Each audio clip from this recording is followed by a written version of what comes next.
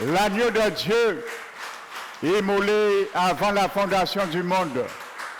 Merci Seigneur, car le jour qu'Adam et Ève ont péché, tu as tué un animal et tu nous as pointé le doigt sur la croix en les couvrant, Seigneur, leur nudité.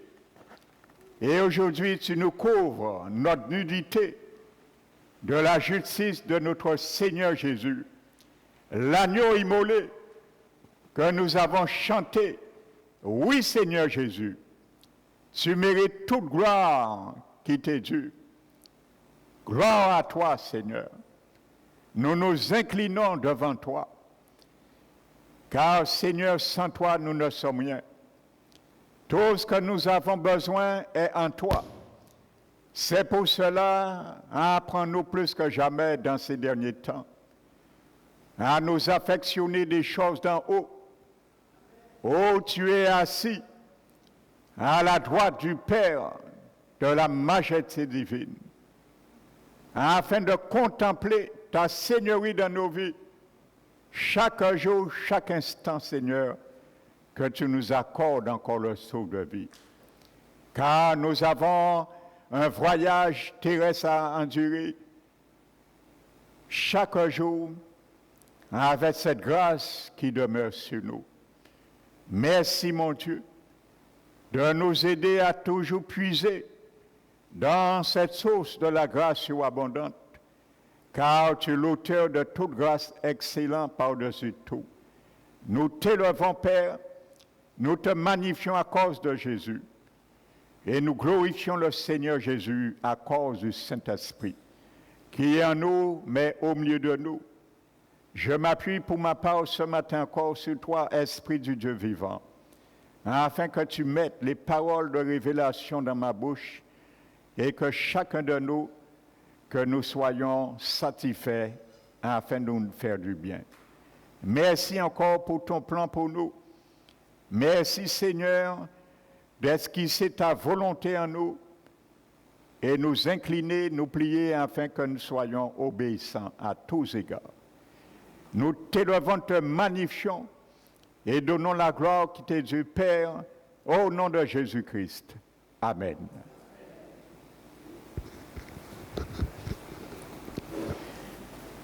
Alléluia. Gloire à Jésus. Il est Seigneur. Donc je vous salue, frères et sœurs, fraternellement, dans la présence de notre Dieu. Amen. Donc soyez les bienvenus. S'il y a des visiteurs parmi nous, que Dieu vous bénisse également. Amen. Donc je vais continuer la deuxième partie de ce message. Amen. Qui s'appelle la circonscription de la croix. Et nous allons vraiment le comprendre et le goûter ce matin. Car toute parole, c'est une nourriture. Amen. Afin qu'en partant ici, nous puissions en mesure de bien digérer cette nourriture pour l'apprécier dans nos vies chaque jour, en l'appliquant. Amen. Donc, nous avions vu deux textes et conjointement, nous avons vu ce que le langage, le message que le Saint-Esprit de Dieu nous donnait à travers ces deux textes. Amen. Et je vais reprendre pour continuer ce matin. C'est Genèse 28 et Genèse 35. Amen. Donc, il s'agit de Jacob. Il met un monument et il verse de l'huile et dédie ce monument pour la gloire de Dieu et lui donne le nom de Bethel. Amen. Alléluia. Donc là, il y a une révélation de la croix. Amen. Donc je disais, ces deux monuments en hébreu veut dire pratiquement la même chose, renaissance. Amen. Mon frère Fabrice, s'il te plaît, donne-moi un petit peu de volume, légèrement. Renaissance. Amen. Merci. Mais l'hébreu a utilisé deux mots différents, mais qui se ressemblent. Amen. Donc, le premier, je disais, c'est le mot Maseba, qui se termine avec un H, et le deuxième mot, c'est Maseba, qui se termine avec un T. Amen. Donc, je reprends l'idée parce que c'est important de bien saisir cela. Pour ne pas comprendre, parce que là, la Bible nous décrit quelque chose, un message, frères et sœurs. Vous savez, lorsque nous décortiquons certains mots hébraïques, vous savez, dans un seul mot hébraïque, il y a beaucoup d'enseignements, frères et sœurs, à travers un mot hébraïque seulement. Et je ne cesse de glorifier le Seigneur pour vraiment, il a eu vraiment cette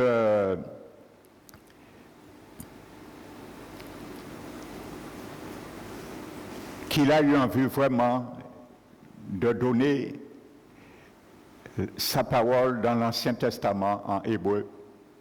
Amen. Qui a été traduit en 200 avant Jésus-Christ, bien sûr, en grec, mais qui a eu beaucoup d'erreurs dans les interprétations. Amen. Donc, vous savez, c'est à cause de la faiblesse de notre chair. Même les plus éminents traducteurs, ils ont laissé beaucoup d'erreurs dans les interprétations. Mais que Dieu les fasse grâce parce qu'ils ont donné tout ce qu'ils pouvaient et que Dieu vraiment les bénisse. Parce que vraiment, ils ont fait et ils font encore un travail extraordinaire d'aller fouiller vraiment dans ces textes. Amen. Donc c'est pour venir dans ce premier mot, Amen. Nous allons le lire, frères et sœurs. Prenons Genèse 35.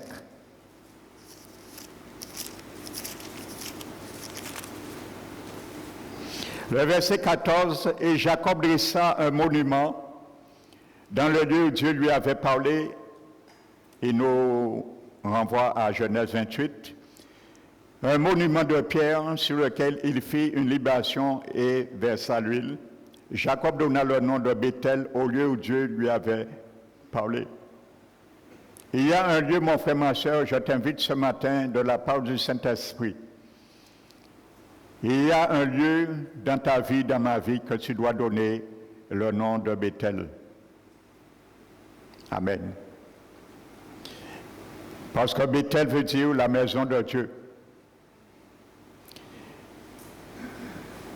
Et s'il fallait t'inviter un bon lieu à donner ce nom à ce lieu, c'est ton cœur et mon cœur. Ta vie et ma vie. Notre corps, notre âme et notre esprit, notre être tout entier.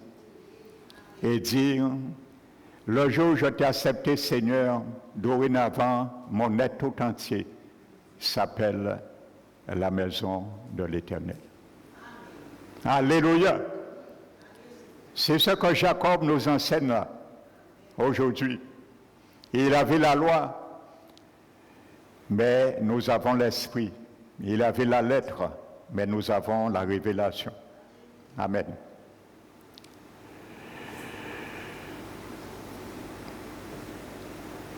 La dernière lettre de ce mot Maseba, la dernière lettre, c'est la lettre E. Et cette lettre est le symbole de la vie. Amen. Et la dernière lettre du deuxième mot Masebat, je disais, c'est la lettre Tav. Et la lettre Tav, c'est le symbole hébraïque de la croix. Amen. Donc, ça a été toujours ce symbole. Amen. La croix. Et ici, la première partie de la révélation, ce qui est la vie. Amen. Donc Jacob met un monument, il dressa un monument, la Bible nous dit, et ensuite la Bible répète, il dressa ce monument de pierre. Amen. Donc le monument est répété 2 fois. Donc le premier nous montre, frères et sœurs, que la Bible nous montre que lorsque nous venons au Seigneur, nous donnons notre vie au Seigneur. Amen. Mais nous ne restons pas là. Il y a une continuité. Amen. Il y a une progression dans nos vies pour conserver et garder cette vie éternelle en retour que nous recevons de la part du Seigneur. Amen. Donc, voyez, ça nous parle de notre renaissance, comme le dit ce mot hébraïque. Donc, c'est-à-dire, nous prenons conscience de la mort spirituelle et la nécessité de revenir à la vie par la renaissance. Amen. Premièrement, et c'est comme ça que quelqu'un est sauvé. Et deuxièmement, nous avons cette action de la renaissance avec ce mot écrit Masebat qui signifie renaissance par le passage de la croix. Amen. Donc nous ne devons pas oublier que lorsque nous donnons notre vie au Seigneur, nous devons rester sous le tutelle de la croix. Amen. Par le deuxième monument nous invite à cela. Amen. La dernière lettre, Tav, veut dire cela, la croix. Amen. La croix fonctionne avec la nouvelle naissance. Alléluia.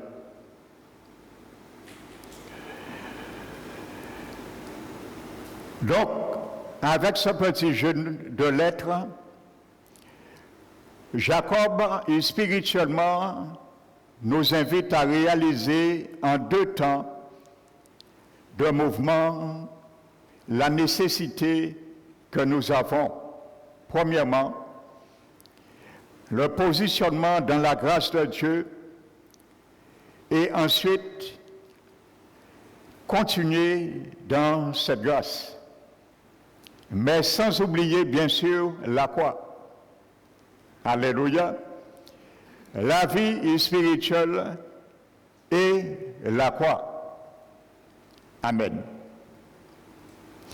Donc je disais que le monument de pierre, dans l'hébreu, le mot pierre n'est pas au pluriel, mais singulier. Donc c'est le mot ébène en hébreu, à l'original, et non ébénite, qui veut dire pierre au pluriel. C'est ébénite, mais à l'origine, c'est singulier. Donc là, c'est une erreur qui a été faite dans la traduction. C'est le singulier. Donc Jacob dit qu'il dressa un monument de pierre. En quelque sorte, cette pierre démontre que le monument, c'est cette pierre. Une pierre. Donc, mon frère, ma soeur, la Bible nous montre que chacun de nous, nous sommes une pierre vivante, comme un Pierre le dit dans son chapitre 2. Amen. La première épître, chapitre 2. Une pierre vivante. Amen. Mais cette pierre vivante que nous sommes sur une pierre vivante aussi. Nous l'avons vu, qui est Jésus-Christ, le fondement. Donc, Jacob nous montre deux choses. Que nos vies, qui est une pierre, vous voyez là, la révélation de 1 Pierre 2 se trouve là, frères et sœurs. Alléluia. Vous savez, les apôtres ont puisé beaucoup de révélations de la part du Saint-Esprit dans l'Ancien Testament. Ce qui était caché, mystérieux aux yeux, premièrement des Juifs, et nous aujourd'hui. Mais avec la révélation du Saint-Esprit, la Bible dit c'est la révélation de la parole de Dieu qui est claire. Alléluia. Nous pouvons lire un verset, un mot, littéralement, mais ne pas avoir et connaître la révélation. Mais la Bible dit c'est la révélation de la parole qui est claire. Alléluia. Et si aujourd'hui on prêchait de plus en plus la révélation de la parole de Dieu, et il y a beaucoup de chrétiens aujourd'hui, ils auraient été éclairés mieux et avoir une vie plus noble et plus notable devant le Seigneur. Amen. Parce que comme je disais aujourd'hui, on a baissé le prix de la parole de Dieu. Amen. On a mis de la monnaie sur la ceinture. Or, Jésus nous a dit de ne pas mettre de la monnaie. Dans Marc 6, je crois, nous l'avons vu, spirituellement. Amen. Et il a dit de ne pas prendre et mettre de la monnaie quand vous allez voyager à ses disciples sur la ceinture. Ça se faisait à l'époque. Les Juifs cachaient leur monnaie sur leur ceinture. Jésus dit, ne prenez pas de monnaie ce jour-là, je vous envoie. Parce que la parole, c'est la ceinture. Tu ne dois pas compromettre la parole et la baisser à un autre prix. Et spirituellement, le Seigneur nous montre cela. Nous ne devons pas transiger avec la parole de Dieu. Le prix est le prix. Même si ça nous coûte, il faut accepter le prix. Et il n'y a pas d'autre prix. Alléluia.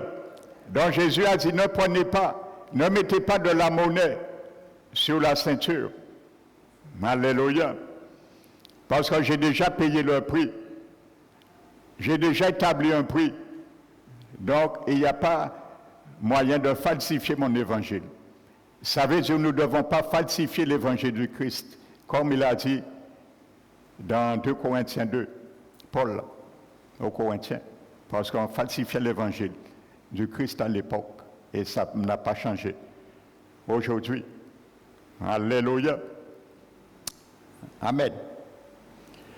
Donc, une pierre, ça veut dire, Jacob nous montre ma vie, c'est une pierre, mais cette pierre, je la mets sur le fondement qui est aussi une pierre, la pierre de fondation qui est Jésus, et 1 Pierre 2 nous le dit. Amen. Donc, c'est un monument d'une pierre. Et Paul a dit dans Corinthiens 3,13, personne ne peut bâtir sur un autre fondement. Jacob nous montre que ma vie doit être bâtie sur un seul fondement. Jésus qui est la pierre angulaire de l'angle. La première pierre qu'on met sur une fondation. Alléluia. Amen. Vous savez, lorsque on fait une fondation d'une maison, c'est la seule chose qu'on ne voit pas dans un édifice. C'est la fondation. On voit toute chose. La fondation, elle est enterrée. On ne la voit pas. Donc, pour voir la fondation d'une maison, il faut creuser. Amen. On coule le béton, il est enterré, et on met monter les parpaings. C'est pour ça, Jésus, On ne peut pas le voir en moi et en toi physiquement, parce qu'il est enterré. C'est la fondation. Amen. Et comme je suis un parpaing, tu es un parpaing. On doit voir Jésus en moi, parce que je révèle ce qu'il est dans ma vie. Alléluia. Et c'est pour cela, à travers les paraboles du Seigneur, je reviens sur Genèse. Je fais un petit détour, comme le Saint-Esprit me fait faire. On revient tout à l'heure au boulevard de départ. Jésus montrait que si quelqu'un n'est pas bâti sa vie sur cette fondation, les tempêtes vont venir, les persécutions, les tentations vont venir et vont souffler sur nous et tout sera rasé. Ça va démontrer, et vous savez, quand Jésus viendra, c'est une réalité qui sera réelle à la vie de beaucoup d'enfants du Seigneur. Lorsque l'enlèvement viendra, tous ceux et celles qui vont rester, ils vont démontrer eux-mêmes, leur point conscient va analyser et vouloir instruire qu'ils n'étaient pas vrais avec le Seigneur. Amen. Et qu'ils n'étaient pas sur la fondation du Seigneur. Alléluia. Dans ma vie, ta vie, mon frère, ma soeur, doit décrire qui nous servons et sur quelle fondation que nous sommes. La parole de Dieu. Amen. Je disais dimanche, je crois, vous savez, lorsque le Seigneur a créé l'homme, je disais le mot image, c'est le mot hébreu stélène. Ce mot stélène a une ambivalence. Ça veut dire ombre. Amen. Ombre, ça veut dire, dans sa forme verbale, prendre une photo. Je le dis. Ce mot grec, hébreu, dans sa forme verbale, veut dire prendre une photo. Donc, quand le Seigneur dit « fais l'homme à son image », il y a deux choses. Ça veut dire qu'il va faire l'homme. Et c'était le mandat d'Adam et Ève et de tous les hommes sur la terre. Mais ils ont échoué à cause de la chute. Mais aujourd'hui, c'est nous qui reprenons ce défi, l'Église du Seigneur. Ça veut dire que Dieu visait à travers l'homme l'image, premièrement, l'ombre, c'est la forme corporelle dont est Dieu. Amen. Et je le répète, j'entends beaucoup d'hommes de Dieu et de chrétiens dire que Dieu n'a pas de corps. C'est faux. Amen. Il y a une seule personne qui met à plat cette doctrine et cette théologie, c'est Jésus. Jésus est Dieu. Est-ce que Jésus n'a pas un corps? Il est Dieu. Donc ça ne tient pas debout. Je ne vais pas plus loin. Amen. Jésus est Dieu, il est un homme aujourd'hui. Il est Dieu homme. Il n'a pas changé. Il a tenu et il a gardé le corps. Amen. Et lorsque l'abbé dit au jardin d'Éden, faisons l'homme, Jésus était là. À notre image. Autrement, ils auraient menti.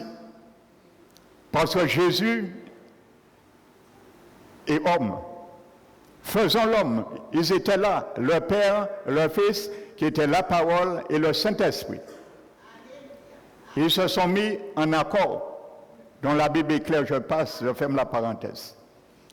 Donc, deuxièmement, ce mot stélène décrit et souligne à travers cette forme corporelle qui représente Dieu corporellement, il devait aussi refléter ce que Dieu est et plutôt refléter la ressemblance qui décrit plutôt la personnalité du Dieu unique en trois parties. Amen. Ça veut dire l'ombre, il devait devenir sur la terre l'ombre. Ça veut dire une ombre n'est pas une réalité. Amen. Nous le savons. S'il y a un arbre là, je vois des branches sur l'arbre, ça c'est la réalité. Mais s'il y a du soleil, il y a l'ombre des branches qui reflètent à terre. Ça c'est l'ombre de la réalité. Mais ce n'est pas la réalité. Amen. Donc c'est comme un miroir qui reflète la réalité. Donc on retrouve ce deuxième image, révélation dans ce mot stélène, dont l'homme était censé réfléchir Dieu comme l'ombre. Ça veut dire la manière que Dieu avait prévu que Adam et Ève fonctionnent, marchent de sa part. On devait voir Dieu en eux. Ils étaient l'ombre. Amen. Donc aujourd'hui, c'est cette réalité que le Seigneur nous demande, frères et sœurs. Amen. À travers cela. Amen. Donc lorsque l'apôtre Paul nous le dit, de nous approcher, frères et sœurs, de plus en plus du Seigneur, lorsqu'il dit, et vous comme des pierres vivantes, approchez-vous de lui. Amen. Donc ce n'est pas une approche qui s'est faite une fois. Et je le répète, ce verbe est au participe présent. Ça veut dire, ça décrit, le participe présent décrit, souligne la progression de cette approche, frères et sœurs. Chaque jour, nous devons nous approcher, faire l'effort de nous approcher de plus en plus du Seigneur. Amen. Le participe présent. Alléluia.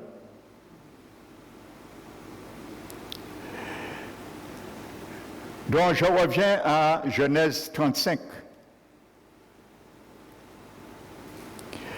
Donc, c'est cette pierre. Amen. Donc, maintenant, je disais que dans Genèse 28, nous n'allons pas le reprendre, Jacob dressa un monument, et dans le chapitre 35, Jacob dressa aussi un monument. Amen. Et là, il est répété 2 fois. Nous l'avons vu, c'est pour ça que je m'attaque plutôt à Genèse 35. Maintenant, le mot dressa, dans Genèse 28 et Genèse 35, c'est le même mot. Amen. Alléluia. Pardon, pas le même mot. Le mot qui est traduit par dressa dans Genèse 28, c'est le mot Nayasem. Et je disais qu'il veut dire mettre en place simplement. Et ça ne donne pas l'idée d'être d'une verticalité. Ça veut dire d'être droit vers le ciel. Amen. Donc, mon frère, ma soeur, Jacob là nous enseigne spirituellement que lorsque nous naissons de nouveau, amen, nous naissons de nouveau, notre vie reste telle qu'elle est, en quelque sorte, sinon notre esprit qui est changé. Mais mon âme et mon corps restent inchangés, sinon Dieu peut faire un miracle. Si j'étais malade, et c'est des choses qui est déjà arrivé, qui arrivent encore. Le jour où quelqu'un reçoit le Saint-Esprit, Dieu peut faire un cadeau. Amen.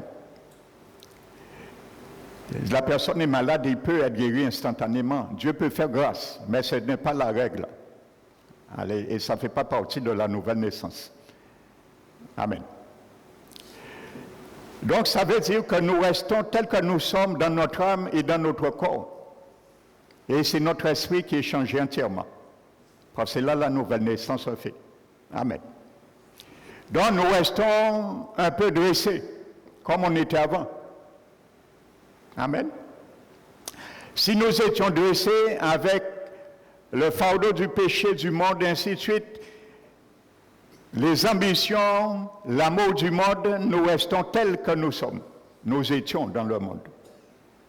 Et nous venons, en quelque sorte, selon l'expression hébraïque, toujours courbés, si on peut dire. Mais Jacob nous montre, à travers notre pèlerinage terrestre, nous ne devons pas rester courbés. Nous devons nous redresser progressivement, afin d'être dans la verticalité avec le ciel. Et c'est ce que Dieu nous dit, de nous affectionner des choses d'en haut. Alléluia. C'est un processus. Pour s'affectionner des choses d'en haut, il faut se désactionner et se désaffectionner des choses d'en bas. On ne peut pas avoir les deux en même temps. Parce que si je m'affectionne toujours des choses d'en bas, et je veux m'affectionner des choses d'en haut, il y aura un tiraillement. Et la balance sera fausse. Et la Bible dit la balance fausse dans Proverbe est une abomination devant Dieu. Mais le poids du juste est agréable à Dieu. Alléluia. Beaucoup ont cru que venir au Seigneur, naître de nouveau, ça s'arrête là. J'ai accepté Jésus, je me suis fait baptiser, c'est bon. Oups. Je me repose et tout ira bien.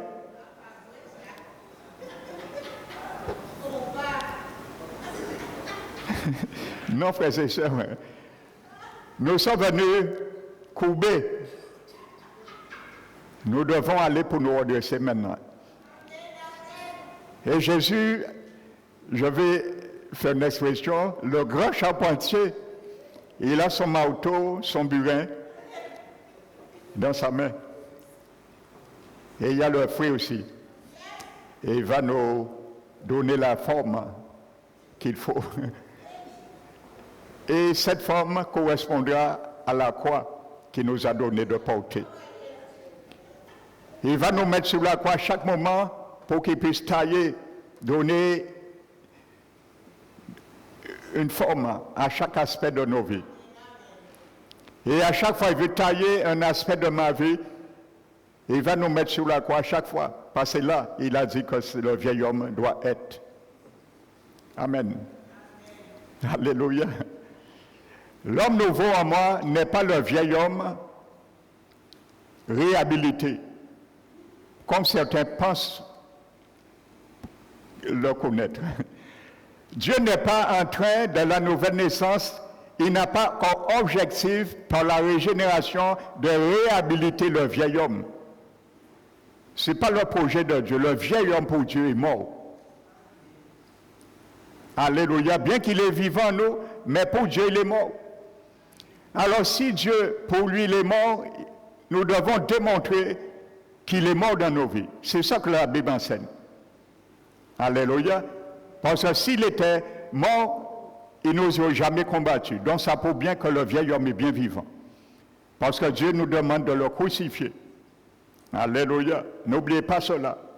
Je prends du temps dans l'enseignement parce que Jésus revient. Il faut que nous digérons bien ce fonctionnement que Dieu veut dans nos vies. Alléluia. Donc, Nayasem veut dire cela. C'est quelqu'un, ce verbe veut dire en hébreu, qui prend une pierre et qui dépose la pierre. Je prends ça, la pierre, et je la dépose. J'aurais pu la déposer comme ça. Et elle aurait revêtu son bon emplacement dès le départ. Mais je peux la déposer comme ça. C'est tout. C'est ça que ça veut dire ce mot. Donc Jacob a posé une pierre. Il n'a pas regardé au début s'il les doit, ainsi de suite. Et il avait un objectif, c'est sa vie. Amen. Donc nous donnons notre vie au Seigneur, mais notre vie reste inchangée. Sinon notre esprit, je le dis. Parce que là, l'Esprit Saint rentre. Et quand il rentre, il met toutes les ordures dehors. Amen. Il commence à nettoyer notre esprit. Que nous ne le voulions pas. Parce qu'il ne cohabite pas avec le négatif. Mais lui, il ne nettoie pas mon âme et mon corps non plus. Parce qu'il a un objectif atteint. En restant dans mon esprit, il va faire mon esprit nettoyer mon âme. Parce qu'il va dire, oh, esprit, tu étais mort, tu es resté longtemps dans le coma, maintenant je vais te redonner du travail. Je vais insuffler dans tes fonctions, dans tes organes, la vie maintenant. Je vais ranimer ta conscience, je vais ranimer ta communion. Amen. Et je vais ranimer la manière d'adorer Dieu. Parce qu'en esprit qu'on adore Dieu. C'est la fonction de l'esprit. Et là, notre esprit, régénéré par le Saint-Esprit, va faire de sorte à sauver son âme. C'est mon esprit qui doit sauver mon âme. Alléluia. Ce n'est pas l'Esprit Saint qui va sauver ton âme, ni mon âme. C'est toi, mon frère, ma soeur. Alléluia. Comprenons-le. Il est venu dans notre esprit pour cela. Parce qu'au départ de la chute, avant la chute, c'était l'esprit, l'âme et le corps. Ça fonctionnait comme ça. Et quand la chute est venue, c'est le corps, l'âme et l'esprit. Ça a été inversé. Donc la nouvelle naissance remet les pendules à l'heure. Esprit, âme et corps. Et nous revenons l'ombre, Istélène, de Dieu, de Jésus. À travers notre vie, par la nouvelle naissance, nous reprenons le mandat de cette... Dieu avait dit à Adam et Ève, tu deviens mon image, l'ombre. Alléluia. Lorsqu'on te voit, on me voit. Tu es l'ombre.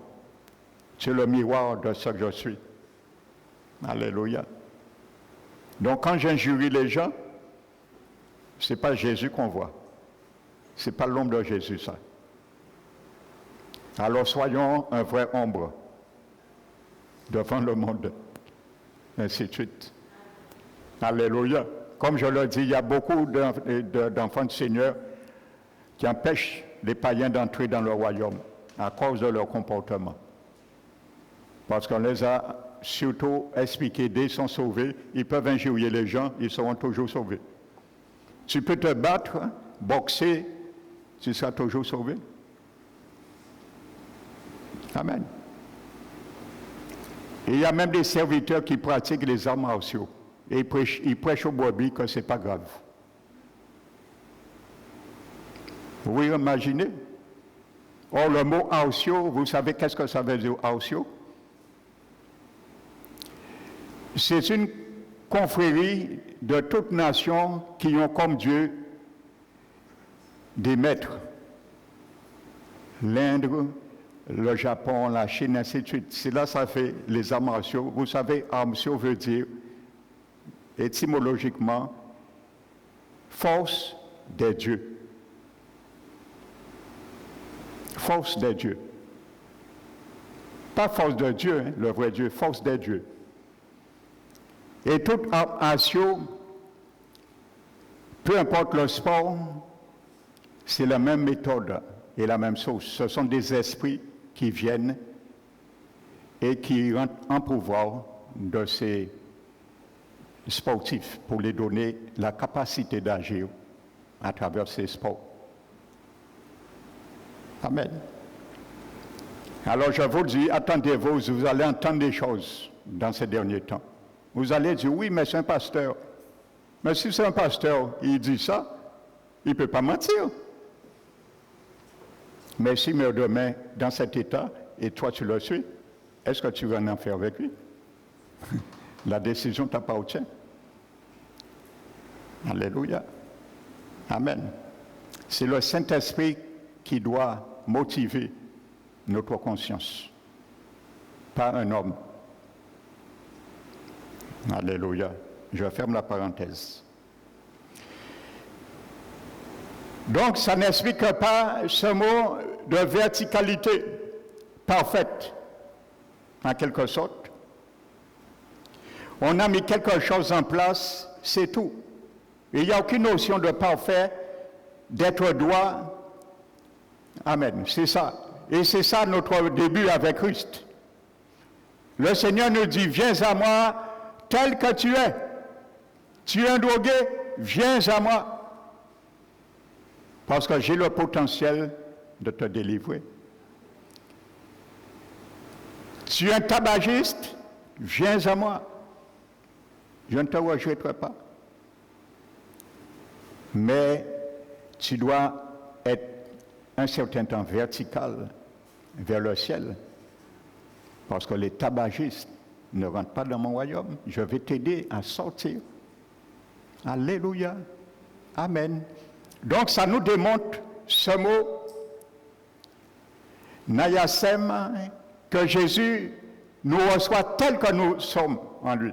Nous venons en lui. Vous voyez, dans l'Ancien Testament, à travers uniquement ces deux mots, je vous prêche un message qui est dans ces deux mots. Alléluia. Amen. Tel que tu es un bagarreur. Si quelqu'un te regardait avant, tu frappes la personne, viens à moi. Tel que tu es. Viens à moi, bagarreur. Mais pas pour te battre avec les frères et sœurs. Pour changer et te battre avec le royaume des ténèbres. Là, je vais utiliser ta violence et être un violent pour mon royaume et combattre les armes du diable. Oui, il va te changer, il va te retirer dans les champs du monde et va le convertir vers les choses célestes. Alléluia. Amen. Donc c'est ça, ça veut dire, en quelque sorte. Par contre, alléluia, ça c'est dans Genèse chapitre 28. Amen. Mais dans Genèse 35, ce mot est répété deux fois. Le mot de ça. Dans Genèse 35, c'est un autre mot. Ce n'est pas le même mot. C'est un mot, c'est le mot Nasaba. Amen. Et ce mot Nasab ne veut pas dire que je prends une pierre et je la dépose et c'est fini, même si elle est à travers. Là, c'est autre chose. Ça veut dire que quand tu viens au Seigneur, tu as une responsabilité avec le Saint-Esprit de redresser ta vie. Et ne pas dire c'est comme ça que je suis venu au Seigneur, c'est comme ça qu'on m'a dit. Et il y a beaucoup de chrétiens, je discute avec eux, ils me disent c'est ça qu'on m'a enseigné, c'est ça que le pasteur m'a dit. Et il m'a dit oui, tu es comme ça, tu peux rester, c'est pas grave. Non, le pasteur aurait dû te dire que Jésus te dit que tu dois te redresser. Amen. Donc ça veut dire, ce mot Nasab, mettre bien droit, dresser solidement. Amen. Vous voyez, ce n'est pas anodin. Il réfléchit que l'Esprit s'est inspiré ces deux mots, différents en hébreu. Dans le premier, tu mets une pierre sans tenir compte la manière qu'il est.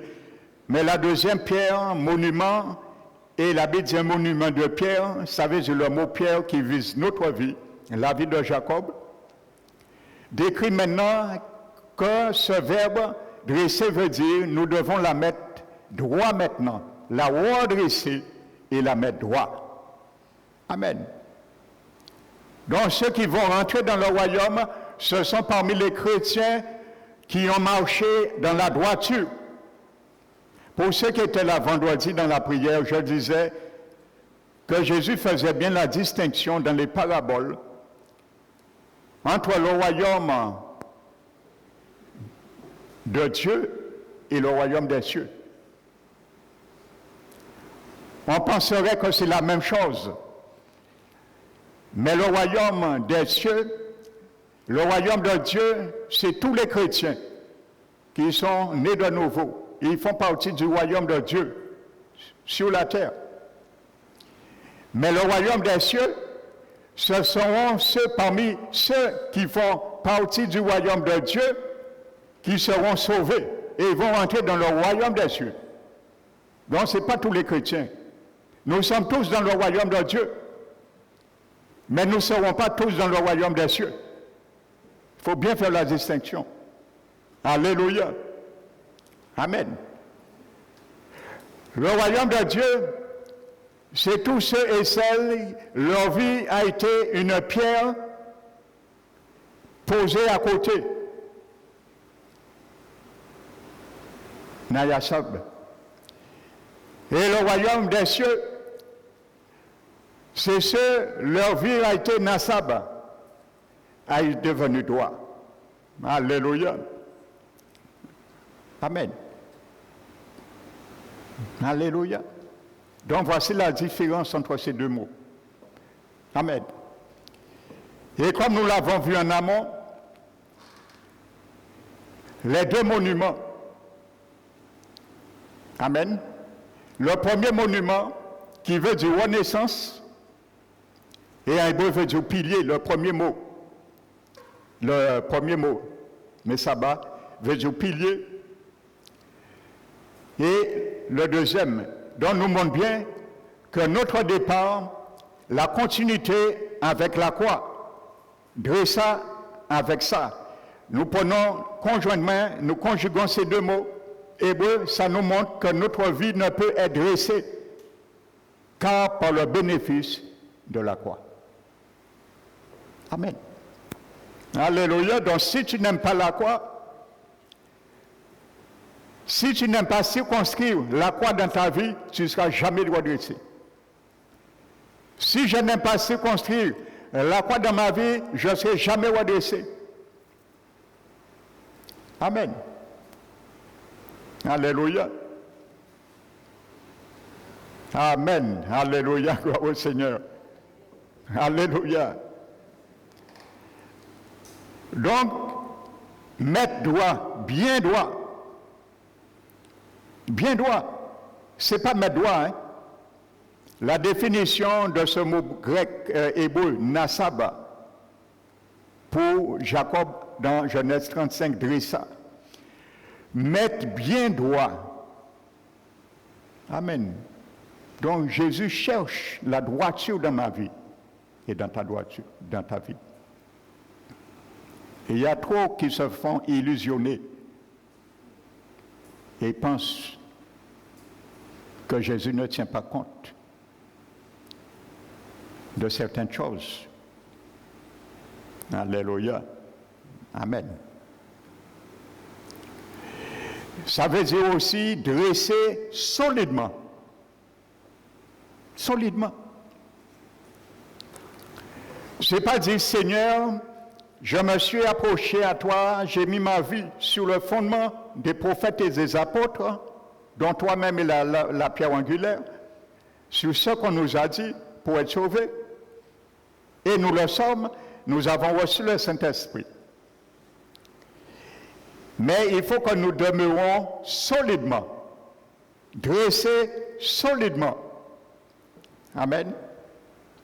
Que lorsque les choses vont souffler, que nous serons bien sur le fondement et inébranlables. Alléluia. Donc je continue. Amen. Il y a un texte qui me vient.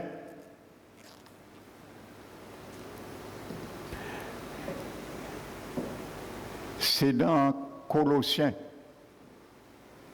Colossiens chapitre 3. Colossiens 3, je crois.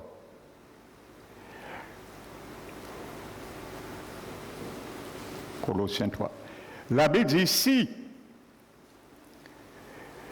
vous êtes ressuscité avec Christ, qu'est-ce qu'il faut faire? Affectionnez-vous des choses d'en bas. En haut. C'est ça. que Jacob nous enseigne, la verticalité vers le ciel. Amen. Notre vie doit viser vers le ciel. C'est ça ce mot hébreu veut dire. Le deuxième mot hébreu, le verbe dressa. Affectionnez-vous des choses d'en haut. Parce que nous étions dans les choses terrestres et nous étions à côté. Alléluia. Ma vie, la pierre, était cochée, comme on dit. Mais en m'affectionnant des choses d'en haut, avec le secours de la croix,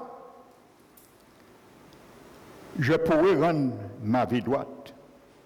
Alléluia. Où se trouve Christ à la droite de Dieu le Père? Et Colossiens continue, dit, attachez-vous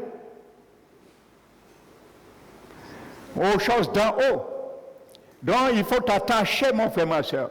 Il faut que je m'attache des choses d'en haut et non des choses terrestres.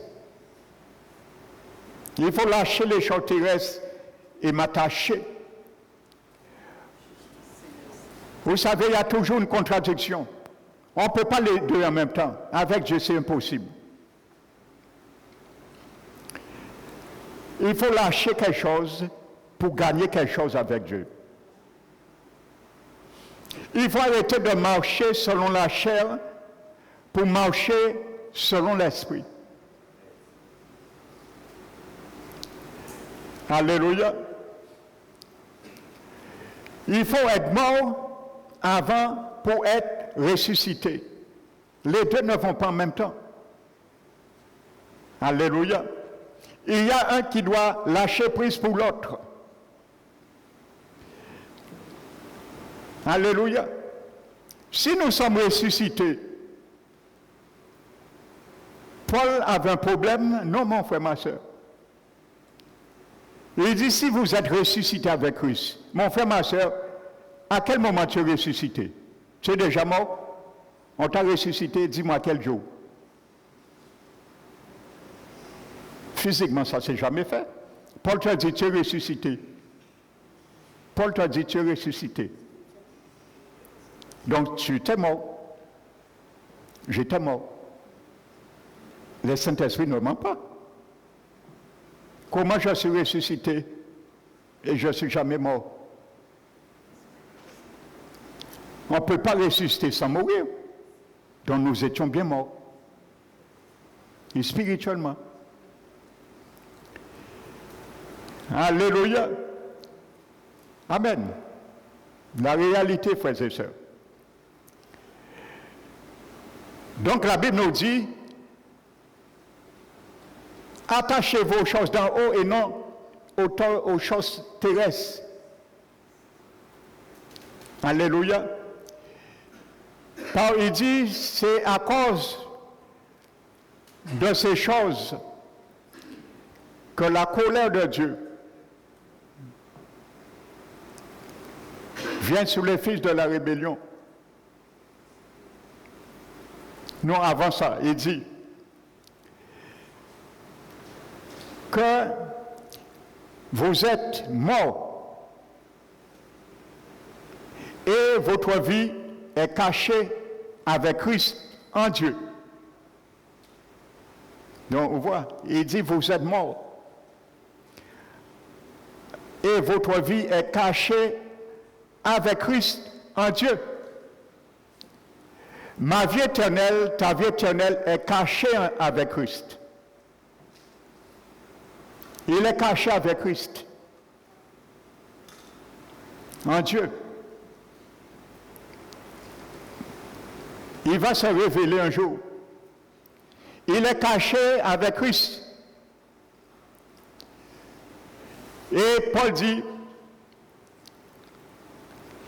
et lorsque Christ, notre vie éternelle, apparaîtra. Donc, voyez, frères et sœurs, la vie éternelle, c'est une personne. Il s'appelle Jésus-Christ. Et lorsque Christ, votre vie éternelle, apparaîtra, comme ma vie éternelle est cachée en Christ, qu'est-ce qui se passera? Vous paraîtrez aussi avec lui dans la gloire.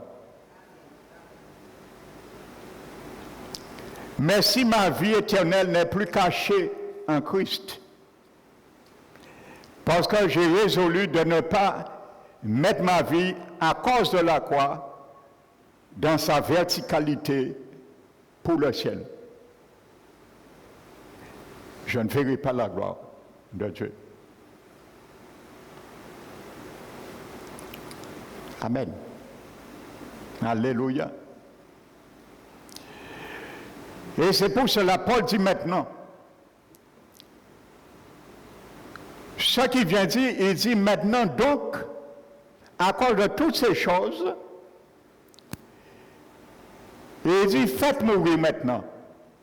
Alléluia. Voici le défi que beaucoup d'enfants seigneurs n'aiment pas répondre dans ce défi. Paul dit maintenant, eh bien faites mourir donc. Le donc est attaché à ce qu'il vient de dire. Eh bien faites donc mourir dans vos membres ce qui est terrestre. Dans mes membres, ma nature pécheresse qui n'est pas éradiquée. Dans ta membre, ta nature pécheresse qui n'est pas éradiquée, il y a des choses terrestres, il faut faire mourir. Alléluia. Et sans les faisant mourir, nous allons nous redresser. Et pour les faire mourir, il faut le massébat. La croix. Alléluia. Ma renaissance fonctionne avec la croix. La survie de ma nouvelle naissance fonctionne avec la croix. La dernière lettre de ce mot, nous avons vu, hébraïque, Tav. Alléluia. Faites donc mourir dans vos membres ce qui est terrestre. Et il donne quelques idées qui ne sont pas instructives. La débauche.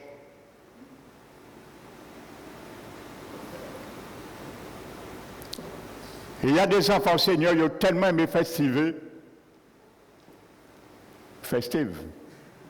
Ils font des méchouis parfois chez eux. Tel jour, ils invitent le quartier des amis, ils ont boire, ils ont fumer, tout ça. Ça ne les dérange pas. Hein? La débauche, l'impureté,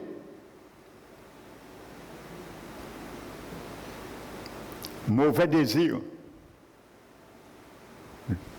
les mauvais désirs, les passions, la cupidité, qui est une forme d'idolâtrie. C'est ça. Et il dit, c'est à cause de ces choses qui ne sont pas exhaustives que la colère de Dieu vienne sur les fils de la rébellion. La Bible ne dit pas, c'est à cause de ces choses que la colère de Dieu vient sur les fils des païens. Il dit fils de la rébellion. Que ça soit païen, que ça soit chrétien et de nouveau. Sur les fils de la rébellion, la Bible est claire. Amen. Donc si tu es rebelle à l'égard de la parole de Dieu, de ceux qui te demandent pour ta verticalité ainsi que moi, la colère de Dieu, un jour, va s'enflammer sur nos vies. Le jour du jugement éternel, dernier. Amen. Parce que si c'était à cause de ces choses que la colère de Dieu s'abattait, ce n'est pas parce que je suis né de nouveau que ça va soustraire la colère de Dieu sur ma vie si je retourne à ces choses. Autrement, Dieu aurait fait sa parole menteuse. Alléluia. Alléluia. Amen. À cause de ces choses, que la colère de Dieu s'abat sur les fils de la rébellion. Et n'oubliez pas, Philippiens leur dit que Dieu viendra punir ceux qui n'obéissent pas à son évangile. Qui est-ce qui obéit à l'évangile du Christ? Mon frère, ma soeur, réponds-moi avec honnêteté, sans rougir. Qui aujourd'hui dans le monde qui obéit, quelle est la nation qui obéit à l'évangile de Dieu? Obéit, je dis, pas accepter l'évangile, obéir à l'évangile de Christ. Qui? Mais vous deviez tous le connaître. Les chrétiens, l'Église. Le monde n'obéit pas à l'évangile de Christ. Ils ne peuvent pas. Ils n'ont pas la capacité. Ils n'ont pas l'Esprit Saint. Ça ne s'adresse pas au monde. Philippiens viendra punir ceux qui n'obéissent pas à son évangile. Il visait les chrétiens de l'époque. Alléluia. Donc, si nous n'obéissons pas à l'évangile de Christ où nous avons arrêté, nous faisons partie des fils de la rébellion et la colère de Dieu s'abattra. Je ne le souhaite pas pour moi et je ne le souhaite pas pour toi. Alléluia. Donc, tu l'as entendu, tu peux aujourd'hui te soustraire si tu es dans le cas. Alléluia. Et il dit, et c'est ainsi. Toi, mon frère, ma soeur, chrétien né de nouveau, régénéré en Christ. Il a dit, c'est ainsi que vous marchiez autrefois. Lorsque vous viviez dans ce péché. Alléluia. Paul prend le soin de bien le détailler. Hein. Si au cas où il y avait des malentendants spirituels dans l'Église, aujourd'hui il y a beaucoup de malentendants spirituels dans les églises. Je parle spirituel. Pour ne pas dire le pasteur méprise ceux qui n'entendent pas bien. Je parle malentendants spirituels. Ils entendent mal les choses de Dieu. Ou ils font semblant de ne pas comprendre. Mais ils comprennent très bien. On leur dit de ne pas aller en boîte de nuit. Surtout les jeunes. Ils ne vont pas en boîte de nuit. Parce que peut-être ça sera trop grossier, peut-être on va les voir. Mais qu'est-ce qu'ils font? La musique des boîtes de nuit, ils les prennent et ils l'amènent chez eux. Donc c'est comme si tu étais en boîte de nuit pour Jésus. C'est la même chose. Tu ne vas pas en boîte de nuit, mais tu prends la musique des boîtes de nuit du monde et tu viens et tu le joues chez toi, dans ton portable, à l'école. Pendant le professeur, tu es dans ton portable, tu écoutes ces musiques. Tu en bois de nuit pour le Seigneur. Alléluia. Et ainsi de suite. Que la colère de Dieu s'abat sur les fils de la rébellion. Mais Paul continue, Paul ne fait pas de cadeau. Paul dit, et maintenant, renoncez à toutes ces choses qui vont suivre. Il a déjà donné une liste, mais donne encore une deuxième liste pour continuer encore.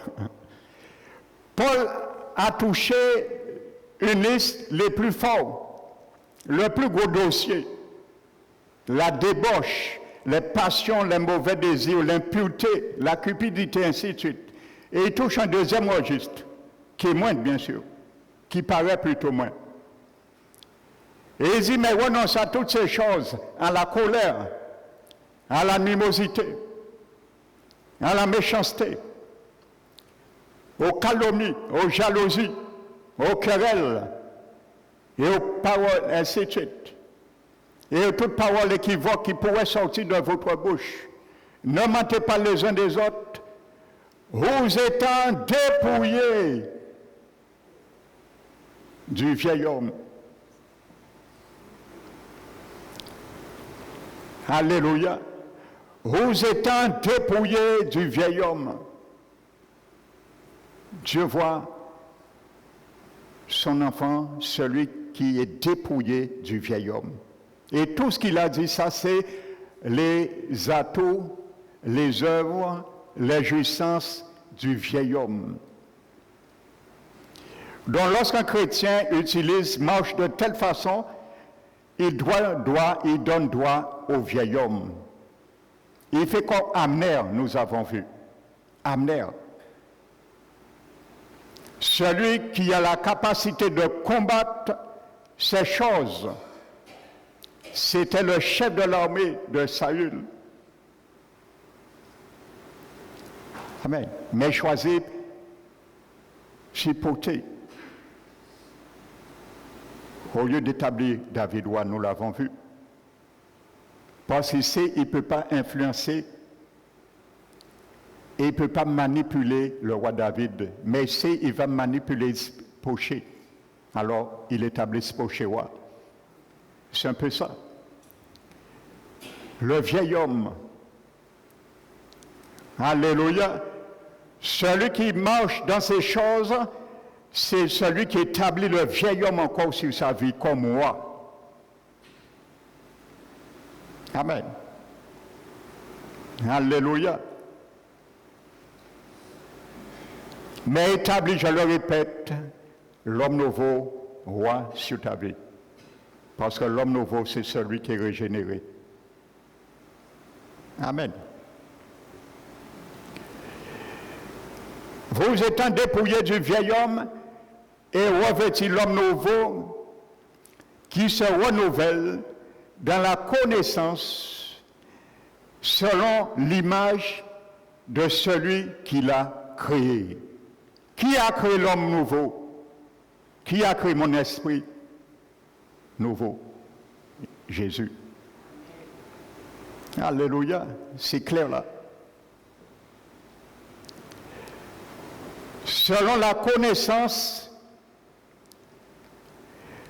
à l'image de celui qui nous a créés, recréé, la nouvelle création. C'est ainsi nous devons marcher.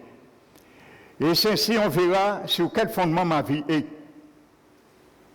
Si je suis toujours sur le fondement du vieil homme, ou si je suis sur le fondement de l'homme nouveau, qui est Jésus, qui tire les arènes de l'homme nouveau. Alléluia, frères et sœurs. Vous étant dépouillés du vieil homme. N'oubliez pas, Paul avait dit à Timothée dans 2 Timothée 2,4. Il avait dit à Timothée,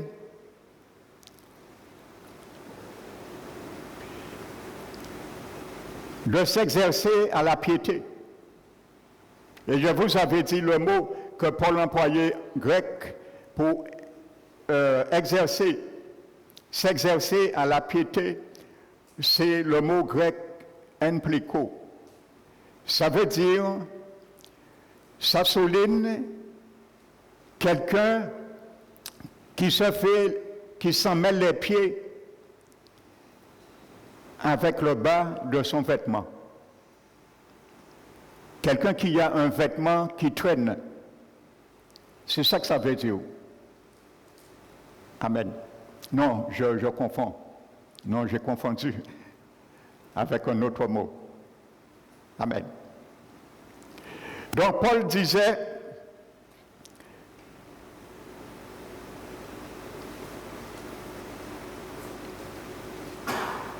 c'est bien ça. Donc Paul disait que c'est celui qui veut. Il n'y a pas de soldat, voici, il n'y a pas de soldat. Je confondais, je faisais allusion à un autre mot. Paul disait, il n'y a pas de soldat. S'il veut plaire à celui qui l'a enrôlé, il ne s'embarrasse pas des choses du monde. C'est le mot embarrassé, implico. Amen. Donc l'autre, c'était yumnazo, c'était exercice à nu. Donc, ce mot implico, ça veut dire embarrassé, qui est traduit par embarrassé, veut dire souligne l'action de quelqu'un qui s'emmêlait les pieds avec le bas de son vêtement. Ça veut dire le vêtement pouvait le faire tomber, ainsi de suite. Donc Paul dit qu'il ne faut pas qu'un chrétien se laisse le monde le faire tomber, chuter. Et ce mot grec aussi veut dire se faire attraper par une plante grimpante. Amen. La plante grimpante, vous savez, je ne vais pas nommer son nom. Et il y a une grosse plante grimpante qui nous attrape aussi. Il veut nous attraper plutôt. Vous connaissez qui? Pour nous jeter. Mais la Bible dit que si je suis tué un soldat, nous ne devons pas porter les vêtements qui peuvent nous faire chuter. Les vêtements du vieil homme. Vous étant dépouillés du vieux vêtement qui pourrait nous faire tomber, alléluia, nous embarrasser des choses de la vie. Amen. Donc Paul le précise à Timothée.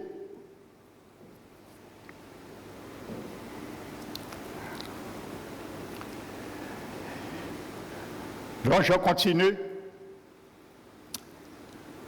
à Genèse 35. Par contre, les deux verbes de ça, dans Genèse 28 et Genèse 35, les deux verbes sont conjugués à l'imparfait. Aussi bien dans Genèse 28 que Genèse 35. Ils sont tous deux conjugués à l'imparfait. Amen. Le mot nayasem et le mot nasaba. Ils sont tous deux conjugués à l'imparfait. Qu'est-ce que ça veut dire? L'imparfait veut dire c'est une action qui nécessite d'être répétée. C'est une action qui nécessite d'être répétée. Vous voyez? On ne donne pas sa vie une fois comme ça. On est né de nouveau. On a fait un effort le premier jour de pleurer, de se repentir devant Dieu, d'avoir un cœur contrit, et ça s'arrête là. C'est une action répétée. Alléluia. Une action qui nécessite d'être répétée dans un processus. Amen. Dans un processus.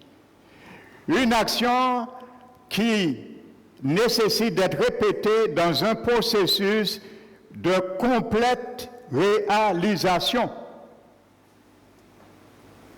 Dans un processus de complète réalisation. Ça veut dire que tu sois droit, je sois droit complètement. Mon frère, ma soeur, devant Dieu. Ma vie, en parole, en acte, en pensée. Alléluia. Ce n'est pas une chose que j'ai accomplie une fois pour toutes. Comment nous fait comprendre le diable? C'est ça qu'il a dit, hein? Le mensonge du diable est répété aujourd'hui dans le corps du Christ. Ce qu'il a dit à Adam et Ève, tu ne mourras pas. Ce mensonge est répété encore dans les églises. Non, mon frère, ma soeur, tu es baptisé, tu acceptes Jésus, mais tu ne peux pas mourir. Tu es sauvé, pourquoi tu vas mourir? J'ai entendu, vous savez, j'ai entendu des serviteurs, des grands théologiens essayer de décortiquer un peu pour démontrer qu'un chrétien ne peut jamais perdre son salut. C'est triste, c'est honteux, je dirais, pour des serviteurs quand même, de prêcher et de soutirer des brebis dans cette impasse. Et ils disent, mais comment quelqu'un qui est né peut dénaître toutes sortes d'essais de gymnastique pour ne pas admettre la réalité qu'un chrétien peut perdre son salut. Mais je glorifie le Seigneur pour l'Église Parole qui restaure. J'ai entendu un serviteur dire, Jésus lui a dit, que si vous êtes dans une église, on prêche la sanctification, Jésus a dit, dites à ces personnes, ces brebis, de ne jamais quitter cette église. Ne jamais quitter cette église. Jésus qui dit ça à son serviteur, il a dit, donne ce message au monde entier. Quand vous êtes dans une église, qu'on prêche la sanctification, ne quittez jamais cette église. Car je suis là. Et il a dit, si vous êtes dans une église, message aux chrétiens, qu'on prêche, que vous ne pouvez pas perdre votre salut, quittez cette église. Mais avant d'aller dans une autre église, Jésus a dit, tournez-vous vers moi avant, pour que je vous conduise vers une église qu'on prêche la sanctification. Et Jésus dit, sans la sanctification, j'ai dit, personne ne me verra. Alléluia. Quand j'ai entendu ça, j'ai dit, Seigneur, merci. Nous sommes à la bonne place. L'église Parole qui restaure. Alléluia. Amen. Ça ne fait pas longtemps que je l'ai entendu, ça fait 2 semaines. Alléluia. Dieu a confirmé, frères et sœurs. Donc, c'est-à-dire, ce n'est pas, pour conclure, parce qu'on a fait un jour une expérience avec Jésus, qu'on dit, bon, c'est bon, il n'y a plus rien à faire.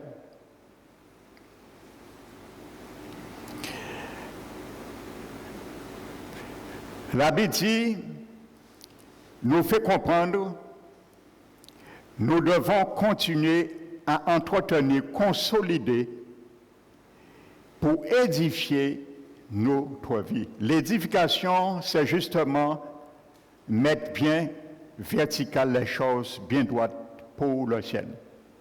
C'est ça l'édification de mon âme et de ton âme. En vertu de notre vie éternelle. Alléluia.